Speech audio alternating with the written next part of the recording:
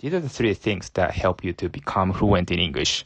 First, vocabulary. I cannot emphasize enough that vocabulary is the most important part in any language. However, many people skip it simply because it's not a fun part of language study as it involves lots of grinding.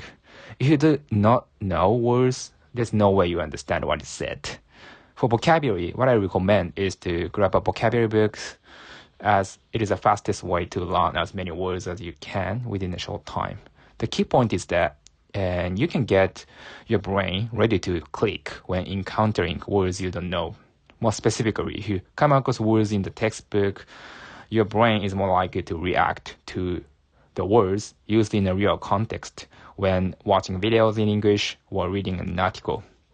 You do not have to remember all words first. What matters more is that you store those words in a drawer in your head by learning it with a textbook. Looking at those words used in a real context on YouTube or something would make it easier to make them stick to your memory once you have stored them in your head by textbook. Second, to watch English contents. Studying English with textbook is obviously not enough, as you won't get an idea of how all the grammar and the vocabulary you memorized are used in a real conversation. As I have touched on it a bit earlier, by watching contents in English, you will be able to build the knowledge of how English works firsthand.